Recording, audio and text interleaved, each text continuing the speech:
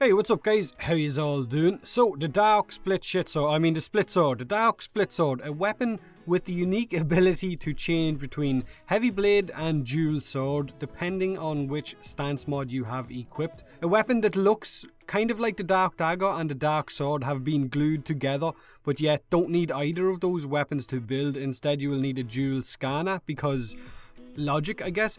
Now, is the weapon any good, or is it straight up mastery fodder? I guess you guys can decide that much for yourself. I will tell you what I think of the weapon at the end of the video. So, like I've already said, the Dark Split Sword, I need to be careful what I say there, can change between a heavy weapon and a dual sword weapon depending on your equipped stance mod.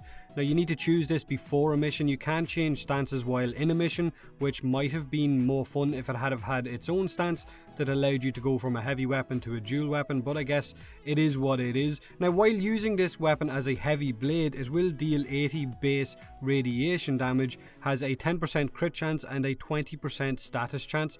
Status chance is nice. Crit chance is Blood Rush and Berserker viable, but the base damage is the lowest I think of all of our heavy weapons in the game right now, or one of the lowest anyway. Compare it to the Gram or the normal Sindo and it deals 20 less base damage than both of those, 45 less base damage than the Galatine and 50 less base damage than the Sindo Prime. So as I've said, both the normal Sindo and the Gram deal more damage and also have a higher crit chance than the Dark Split Sword.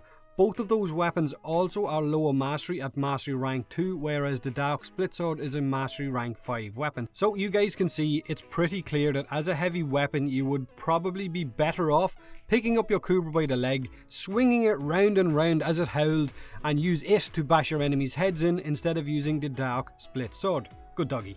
Now, when you switch to the dual sword stance, it's not really much better. It is a little bit better, I guess, base damage wise, because the base damage will drop to 65, which is actually really high for a dual sword. It's probably the highest for all of our dual swords, but your crit chance will then drop down to a terrible 5% crit chance.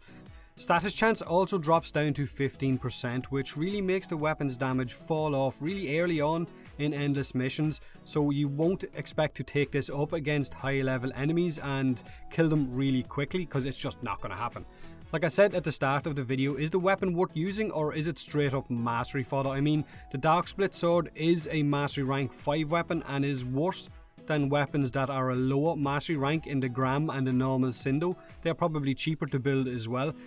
I kind of feel like this weapon is a huge missed opportunity. The fact that it's a unique weapon, why not allow it to have its very own stance? Was that a little bit too much to ask? Allow us to hit maybe the alternate fire button and switch between dual sword stance and heavy blade stance while in a mission, and not have to make that choice before you go into a mission. Allow us to switch those forms for more fun, but it is what it is. This is what the weapon is. You have to choose before you jump into a mission, and you're not allowed to do it while in one. Now, to build it, you will need, of course, to research it in the Tenno lab of your clan dojo. You will need a former to build it, 10 mutagen mass, as well as some ruby dough and, of course, credits.